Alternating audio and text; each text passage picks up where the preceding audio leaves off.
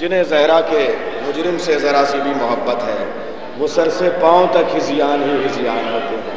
ذرا ایک قطعہ میں آپ کے حساب سے پڑھ دوں، بڑی دیر سے آپ نعرہ تبرہ لگا رہے ہیں تو مجرموں کی بات ہے تو شاید تھوڑا سا یہ جو خاموشی کا ماحول ہے اس کو یہ قطعہ توڑ سکے۔ پروفیسر ناشر نقوی نے نجف اشرف میں فتح جنگ جمل کی محفل میں ایک قطعہ پڑھا تھا، لکھنؤ مجھے یاد آ گیا تھا اس وقت، سنیے گا کہ اپنے بچوں کی ماں تو بن نہ سکی۔ میں پڑھوا رہا ہوں بھائی، انہی کو پڑھوا رہا ہوں جو آپ کہہ رہے ہیں وہی میں پڑھواتا ہوں، لیکن اپنے اپنے شاعر کو سن کے آپ سب چلے جاتے ہیں۔ نظامت کی شرافت کا ناجائز فائدہ اٹھانا میرے خیال سے دنیا کی کوئی شریعت اسے جائز نہیں قرار دے گی۔ تو میں آپ کے شاعر کو پڑھا دوں گا اور اس کے بعد آپ رکیں گے یا نہیں رکیں گے آپ جانے اور مولا جانے۔ آپ نے کہا نیا بھلوری کو پڑھا دوں، میں پڑھا دے رہا ہوں، میں بلال کاظمی صاحب کو پڑھا رہا ہوں۔ سنیے چار مصرے کہ اپنے بچوں کی ماں تو بن نہ سکی،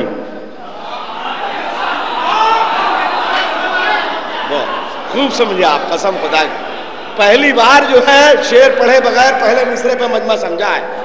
اپنے بچوں کی ماں تو بن نہ سکی، اپنے بچوں کی امت کی ٹھیکیدار بنی ہے، بتائیے اپنے بچوں کی ماں تو بن نہ سکی، بن کے زوجہ ضرور ایٹھی ہے۔ اپنے بچوں کی ماں تو بن نہ سکی، بن کے زوجہ ضرور ایٹھی ہے، فتح جنگ جمل سے آئی صدا اونٹنی اونٹنی پہ بیٹھی ہے۔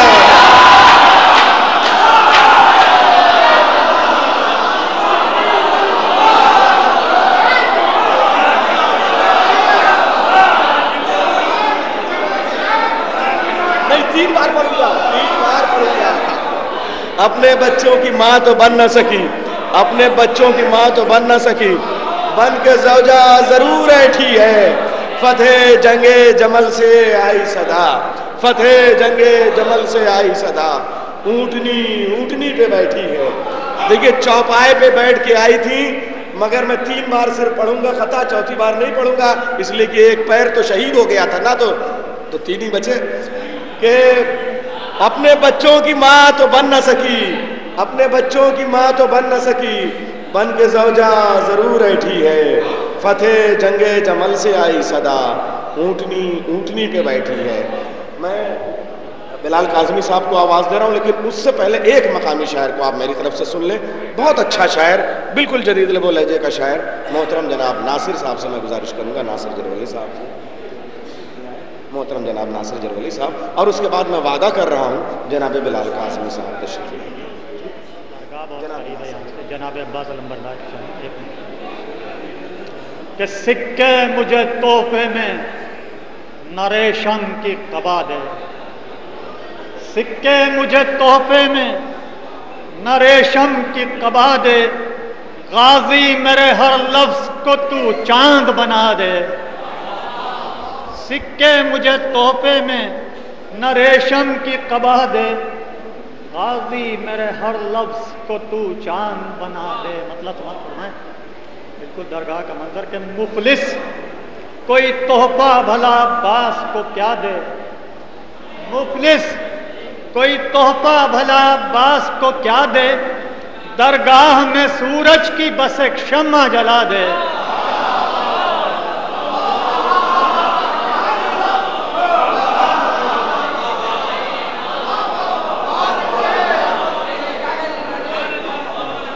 مفلس کوئی تحفہ بھلا عباس کو کیا دے، درگاہ میں سورج کی بس ایک شمع جلا دے۔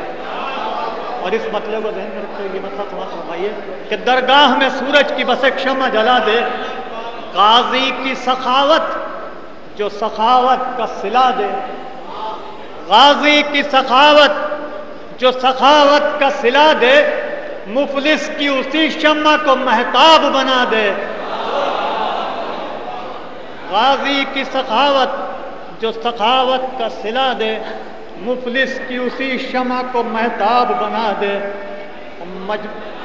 سرسبز بنا دے وہ مرادوں کے شجر کو، سرسبز بنا دے وہ مرادوں کے شجر کو، ہر سوکھی ہوئی شاخ پر 100 پھول سجا دے،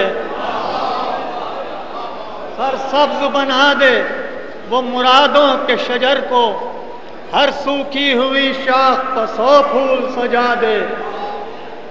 اور 2 شعر اس سلسلے کے. بھر جائے جو کاسا تو چلا جائے سوالی. بھر جائے جو کاسا تو چلا جائے سوالی. اور پھر آ کے مرادوں کو کوئی نام نیا دے. پھر آ کے مرادوں کو کوئی نام نیا دے. آخری شعر. پھر آ کے مرادوں کو کوئی نام نیا دے. اور میں روز بڑھاتا رہوں کشکول کی وسعت. میں روز بڑھاتا رہوں کشکول کی وسعت. ہر بار وہ کشکول کی وسعت سے سوا دے.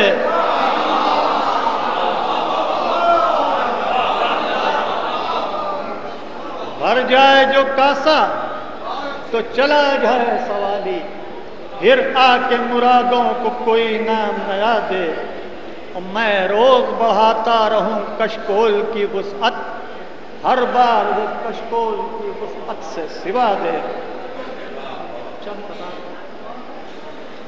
پہلے 2 خطے جناب علی اصغر اسلام کی شان کہ عطا کرے گا. جناب علی اصغر اسلام کی شان کہ عطا کرے گا فن جنگ کو نیا ہر بار. عطا کرے گا فن جنگ کو نیا ہر بار. کہ مسکرا کے اسے فتح یاب ہونا ہے. اور بلند دشت میں ہے شاخ صبر پر بے شیر. بلند دشت میں ہے شاخ صبر پر بے شیر.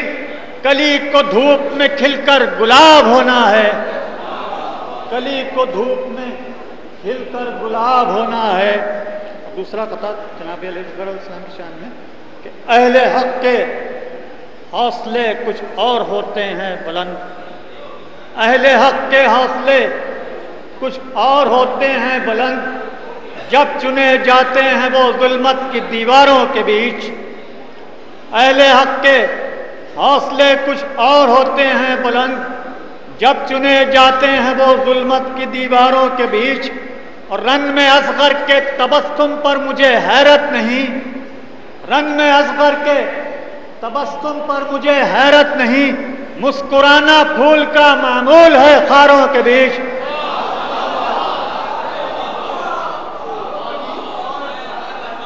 اہل حق کے حوصلے کچھ اور ہوتے ہیں بلند. جب چنے جاتے ہیں وہ ظلمت کی دیواروں کے بیچ. اور رن میں اصغر کے تبسم پر مجھے حیرت نہیں. مسکرانا پھول کا معمول ہے خاروں کے بیچ. اور آخری شعر آخری قطعہ جناب حضور علیہ السلام کی شان میں. درود بھیجیے.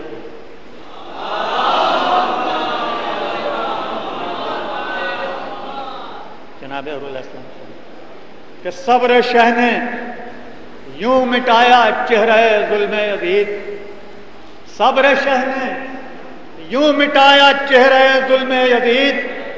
گم جبین وقت سے شاہی کے منظر ہو گئے.